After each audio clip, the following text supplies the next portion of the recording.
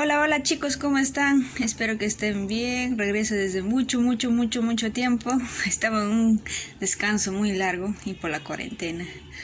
Hubo factores que hicieron que dejara de grabar y he vuelto a grabar. Bueno, en esta vez voy a tratar sobre fisiopatologías porque me encanta la fisiopatología y quisiera que a veces hay algunas personas que no tienen recursos para acceder a un buen libro y saben que los libros son caros y espero ayudar a alguien y los aprecio mucho, los quiero un montón, los he extrañado un montón. Besos.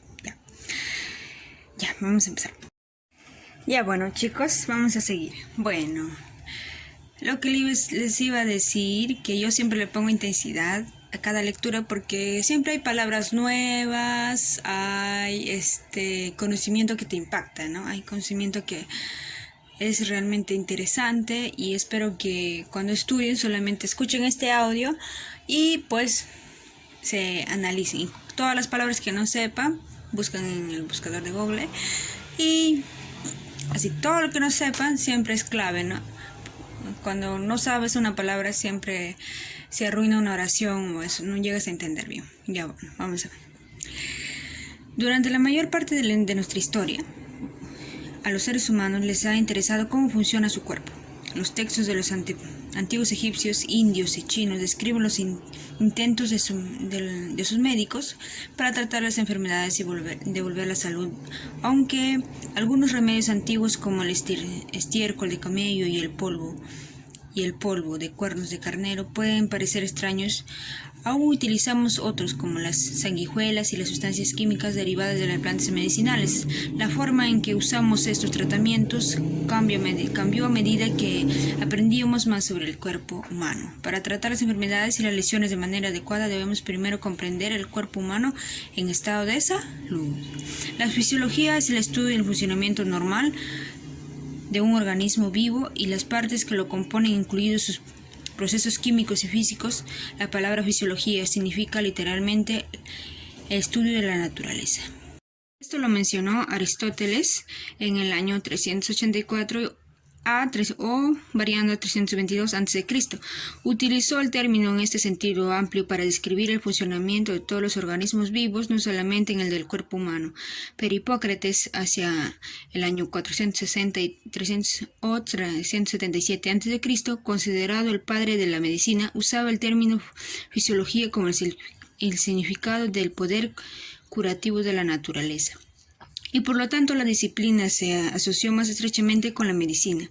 Hacia el siglo XVI, en Europa, la fisiología se había establecido formalmente como el estudio de las funciones vitales del cuerpo humano, aunque hoy el término se usa nuevamente para referirse al estudio de las funciones de todos los animales, las plantas. En contraste, la anatomía es el estudio de la estructura, con mucho menos énfasis en la función. A pesar de esta situación, la anatomía y la fisiología no pueden en realidad separarse. La función de un tejido u órgano se relaciona estrechamente con su estructura, y se supone que esa estructura evolucionó para brindar una base física eficaz para su función. Sistemas fisiológicos. Para comprender cómo se relaciona la fisiología y la anatomía, debemos examinar primero las partes que forman el cuerpo humano. En la figura 1 muestran los diferentes niveles de organización de los organismos vivos, desde los átomos hasta los grupos de la misma especie, que son poblaciones, y poblaciones de distintas especies que conviven en ecosistemas y en la biosfera. La figura, chicos, muestra las diferentes subdisciplinas de la química y la biología relacionadas con el estudio de cada nivel de organización. Existe una superposición importante entre los distintos campos y esta división artificial puede variar de acuerdo con quien los defina. Una característica definitiva de la fisiología es que comprende muchos niveles de organización, desde el nivel molecular en adelante hasta una especie.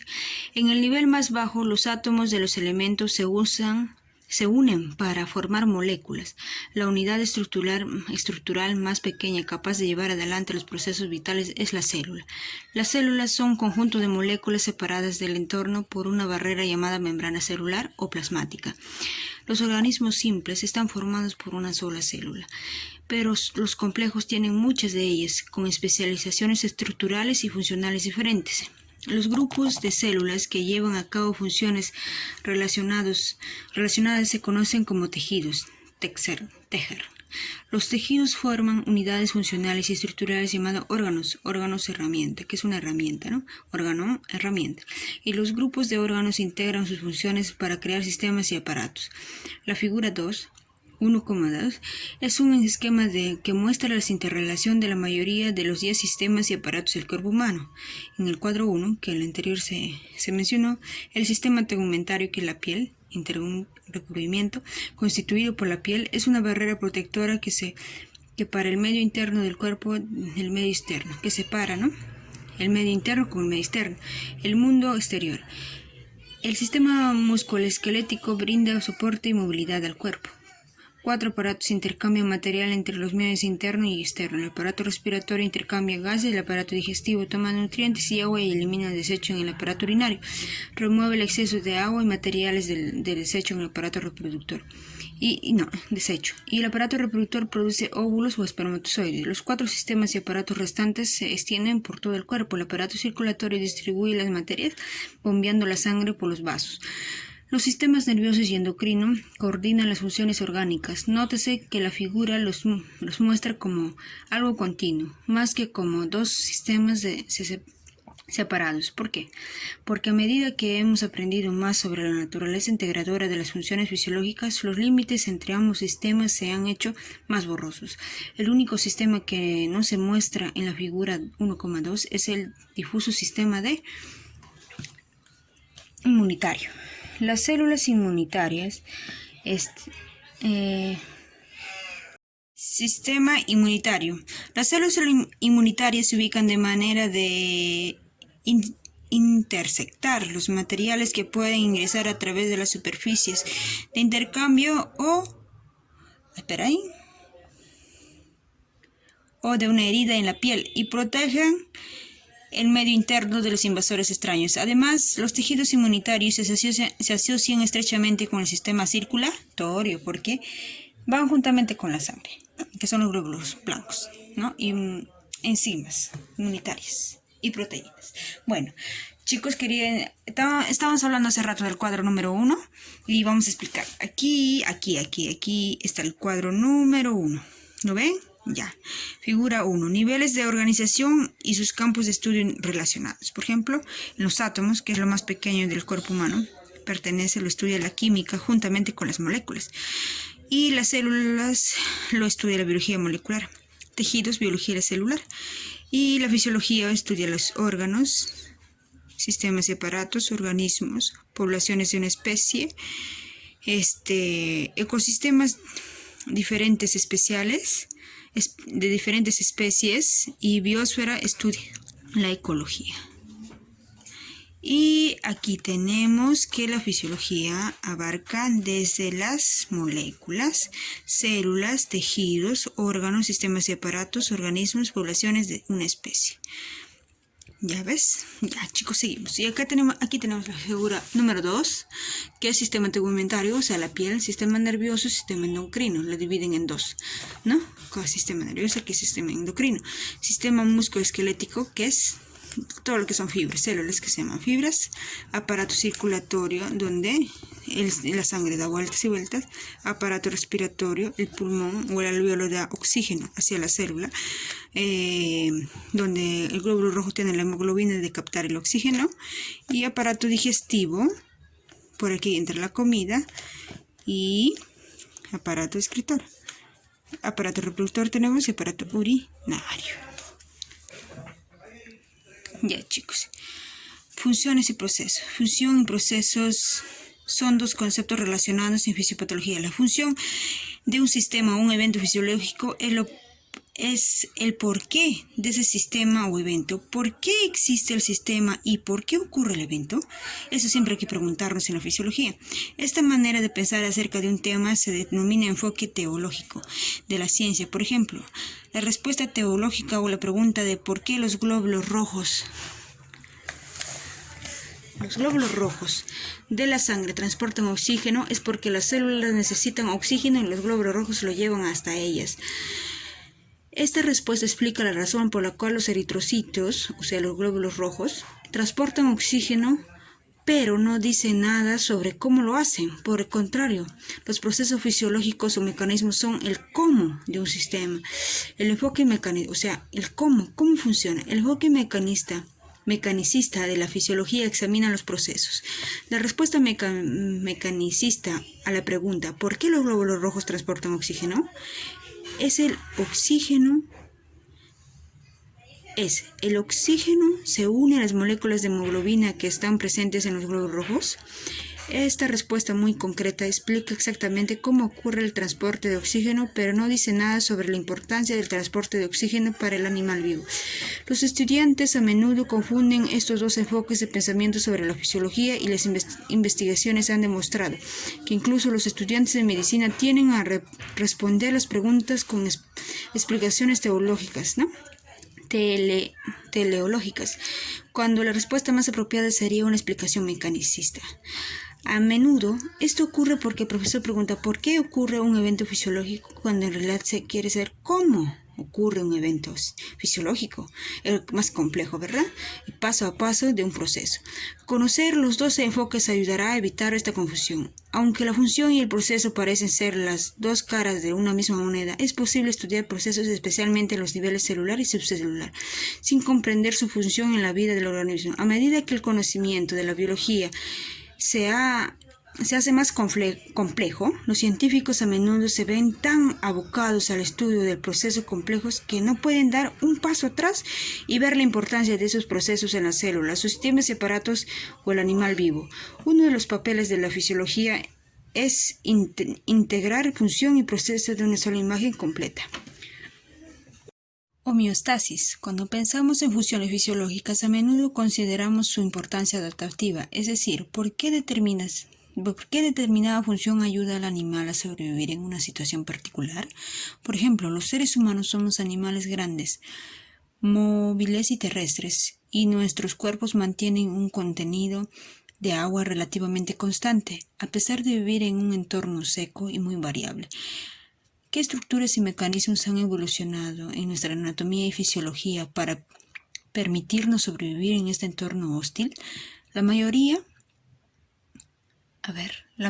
de las células de nuestro cuerpo no tolera demasiado los cambios de su entorno. En este aspecto son bastante similares a los organismos primitivos que vivían en mares tropicales. Un medio estable donde la salinidad, el contenido de oxígeno y el pH varían poco y donde la luz y la temperatura tienen ciclos de variación predecibles. La composición interna de estas antiguas criaturas era casi idéntica a las del agua marina y si las condiciones del entorno cambiaban, las del interior del organismo primitivo lo hacían. De igual modo, aún hoy, los invertebrados marinos no pueden tolerar cambios significativos en la salinidad o el pH. Como sabe bien, quien ha tenido un acuario de agua salada,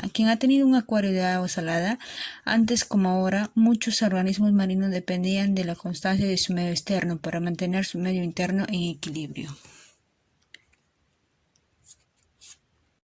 Sistemas y aparatos del cuerpo humano. Tenemos nombre del sistema o aparato, órganos y tejidos, funciones representativas. Circulatorio. Sus órganos son corazón, vasos y sangre. Función va a ser transporte de materiales en todas las células del cuerpo. Digestivo. Vamos a tener el órgano, estómago, intestino, hígado, páncreas. Funciones, conservación de la alimentación en partículas que pueden ser transportadas dentro del cuerpo, eliminación de algunos desechos. Endocrino. Órgano, glándulas tiroides, glándulas adrenal, coordinación y funciones, coordinación de las funciones corporales mediante la síntesis y liberación de moléculas reguladoras. Inmunitario. timo, vaso, ganglios linfáticos, defensa contra invasores externos, tegumentario, piel, protección del medio externo, músculo esquelético, huesos, función, soporte y movimiento, reproductor, ovarios, nervioso, cerebro, médula espinal y función, coordinación de las funciones corporales mediante señales eléctricas y liberación de moléculas reguladoras. Reproductor, sistema reproductor, tenemos ovarios y úteros o de varones, testículo, es función, continuación de la especie. Respiratorio, pulmones, vías aéreas.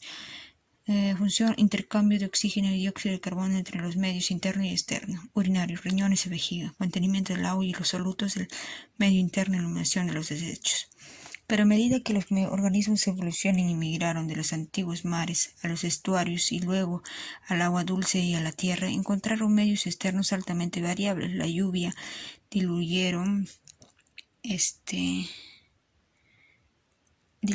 el agua salada a los estuarios, y los organismos que viven en ellos deben enfrentarse en la entrada de agua en sus líquidos corporales. Los organismos terrestres constantemente pierden agua interna en el aire seco que los rodea. Los organismos que sobreviven a estos hábitats hostiles sobrellevan la variabilidad externa, manteniendo su medio interno relativamente estable, una capacidad que se conoce como homeostasis, similar, estasis, condición.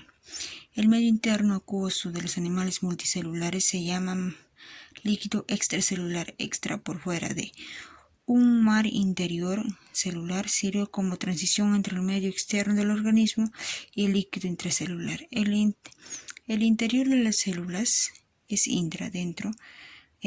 dentro de, como el líquido extracelular, en una zona reguladora entre el mundo exterior y la mayoría de las células del cuerpo. Hay procesos fisiológicos complejos que han evolucionado para mantener relativamente estable su composición. Cuando la composición del líquido extracelular se aleja de los rangos de valores normales, se activan mecanismos compensatorios que lo llevan a estado normal. Por ejemplo, cuando se bebe un gran volumen de agua, la dilución del líquido extracelular dispara un mecanismo que hace que los riñones eliminen el escaso de agua y protejan a las células de la dilución. La mayoría de las células de los animales multicelulares no toleran grandes cambios y dependen de la estabilidad del líquido extracelular para mantener su funcionamiento normal. Acá tenemos, medio externo del cuerpo. Esta es la célula. Materias que entran y salen, que son los poros, células de intercambio, son poros pero células, ¿no? El líquido intracelular de la mayoría de las células, el líquido intercambio en el medio interno del cuerpo, células protectoras.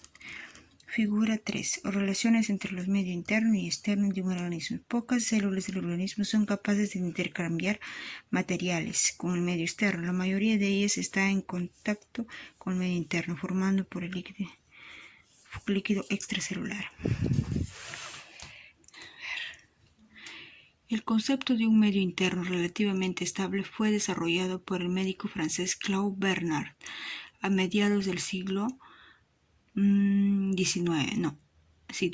Durante sus estudios en medicina experimental, Bernard notó la estabilidad de varios parámetros fisiológicos tales como la temperatura corporal, la frecuencia cardíaca y la presión arterial. Como jefe de la cátedra de fisiología de la Universidad de París, escribió sobre la flaccidity du milieu intérieur, con la constancia del medio interno. Esta es una idea que aplicó a muchas de las observaciones experimentales de su época y fue tema de debate entre fisiólogos y médicos. En 1929, un fisiólogo estadounidense llamado Walter B. Cannon creó la palabra homeostasis. Chicos, cualquier cosa que no entienda, por favor, buscar en Google. Para descubrir la regulación de medio interno en su ensayo, Cannon explicó que eligió el prefijo homeo, que significa parecido a similar, o similar, en lugar de homo, que significa igual, porque el medio interno se mantiene dentro de un rango de valores. En lugar de tomar un valor exacto y fijo, también indicó que el sufijo stasis en este caso significa condición, no es un estado que permanece estático e invariable. Así la homeostasis de Cannon es un estado en que se mantiene una condición similar, también descrita como un medio interno relativamente constante. Algunos fisiólogos sostienen que una interpretación literal de estasis, un estado permanente, la palabra homeostasis remitente a la idea de algo estático sin cambios, destacan de que deberíamos usar en su lugar la palabra hemodinámica para reflejar los pequeños cambios que ocurren permanentemente en nuestro medio interno, dynamicus, fuerza o poder, y que sea el proceso se llame homeostasis u homeodinámica. El concepto importante para recordar en este cuerpo controla su estado interno y actúa corrigiendo las alteraciones que atenten contra su función normal. La homeostasis y la regulación del medio interno son los preceptos centrales de la fisiología y conforman una base para cada capítulo de este libro. A partir de las observaciones hechas por muchos fisiólogos y médicos durante el siglo XIX y principios del siglo XX, Cannon propuso una lista de parámetros que se encuentran bajo control homeostático. Sabemos ahora que su lista de parámetros fisiológicos es tan exacta como completa. Cannon clasificó sus parámetros en lo que describió como parámetros ambientales que afectan a las células como osmolaridad, temperatura y pH, y los materiales para las necesidades celulares, nutrientes, agua, sodio, calcio, otros iones inorgánicos, oxígeno y las secreciones internas, que tienen efectos generales y continuos. Las secreciones internas de Cannon son las hormonas y otras sustancias químicas que nuestras células se utilizan para comunicarse entre sí. Si el cuerpo no logra mantener la homeostasis entre estos parámetros, la función normal se interrumpe y puede aparecer como resultado un estado de enfermedad o patológico. Sufrimiento. Las enfermedades pueden dividirse en dos grupos generales de acuerdo con su origen, aquellas en las cuales el problema surge de la falla interna de algún proceso fisiológico y aquellas que tienen un origen de fuerza externa, las cuales internas de las enfermedades incluyen el crecimiento anormal de las células que puede provocar cáncer o tumores benignos, la producción de anticuerpos contra los propios tejidos, enfermedades autoinmunitarias y la muerte prematura de las células o falla de los procesos celulares. Los trastornos hereditarios son considerados como producidos por causas internas. Las causas externas de las enfermedades son los químicos tóxicos, los traumatismos físicos y los invasores externos como virus y bacterias, tanto en las enfermedades causadas por factores internos como en las causadas por factores internos como en las causadas por factores externos. Cuando se interrumpe la homeostasis, el organismo intenta compensarlo. Si la compensación tiene éxito, la homeostasis se restablece. Si la compensación falla, puede aparecer la enfermedad. El estudio de las funciones orgánicas en un estado de enfermedad se conoce como fisiopatología. Se encontrarán muchos ejemplos de fisiopatología a medida que estudiemos los distintos sistemas y aparatos del organismo. Una enfermedad muy frecuente en los Estados Unidos es la diabetes mellitus, una alteración metabólica caracterizada por concentraciones de glucosa en la sangre anormalmente elevadas. Aunque hablamos de diabetes como si fuese una enfermedad única, en realidad una familia de trastornos de causas y manifestaciones diversas. Aprenderemos más sobre la diabetes en los recuadros que aparecen a lo largo de los capítulos de este libro. La influencia de esta alteración en muchos de los aparatos y sistemas del organismo lo hace un excelente ejemplo de integración fisiológica. Organismo en homeostasis. Cambio interno, cambio externo. Cambio interno, cambio externo. El cambio interno produce la pérdida de la homeostasis, el organismo intenta compensarlo, falla la compensación, éxito, enfermedad y bienestar. Si hay éxito, bienestar. Si hay fracaso, enfermedad. Ya, hasta ahí estamos.